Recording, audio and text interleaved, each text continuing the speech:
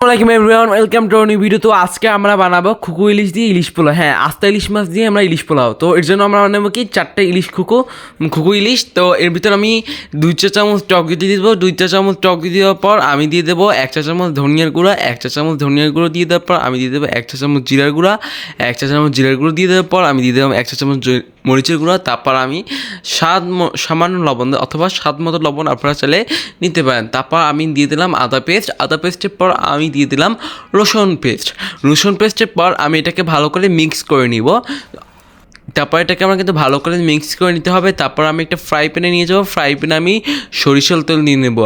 আপনারা তো জানেন ইলিশ মাছ কিন্তু সরিষার তেলই কিন্তু টেস্ট। সরিষার তেল ছাড়া কিন্তু ইলিশ মাছ তো জমেই না।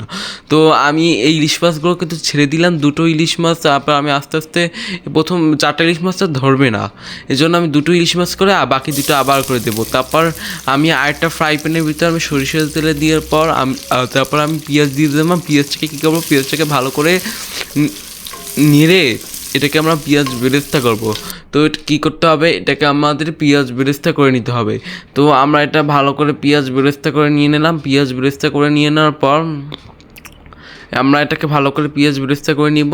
আমরা এই পেঁয়াজ বেরেস্তা করার পর আমি এটাকে আরেকটা বাটিতে তুলে নিয়ে নেবো। তারপর পেঁয়াজের যে পেস্ট আছে না, পেঁয়াজে কিন্তু পেস্ট করতে হবে। আর তারপর আমি যে ইলিশ মাছের সাথে যে মশলা মাখিয়েছিলাম না, ওই মশলা যে অবশিষ্ট অংশ ইলিশ মাছ ওঠানোর পর যে অবশিষ্ট অংশ থাকে এটা কিন্তু দিয়ে দেবো।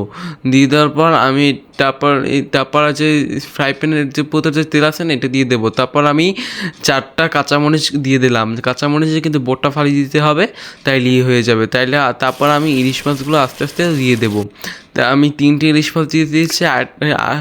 3টা ইলিশ মাছ দিয়ে দিয়েছি। আপনারা যে কয়টা আপনারা যতটুকু মন চায় ততটুকু ইলিশ মাছ নেবেন। তো আপনাদের যদি কোনো সমস্যা থাকে, মনে করুন আপনাদের কোনো খাবারের সমস্যা, তাহলে আমাকে অবশ্যই কমেন্ট করে জানাবেন, নো প্রবলেম। ওকে, আপনার যদি সমস্যা জানান তাহলে আমাদের জানতে শুধু পেতে। তারপর আমি দিয়ে দিলাম পুষ্টি চিনি গুঁড়া চাল। স্বাদ ও অন্যান্য মানে অনেক টেস্ট। তো পুষ্টি চিনি গুঁড়ো চাল দিয়ে দেওয়ার পর আমি এর মধ্যে 4টা দারচিনি দিয়ে দিলাম। 4টা দারচিনি দিয়ে দেওয়ার পর আমি এটাকে ভালো করে মিক্স করে নেব। তারপর আমি স্বাদ মতো লবণ দিয়ে দিলাম। আমি কিন্তু একটু বেশি লবণ দিয়ে ফেলাইছি, বুঝছেন।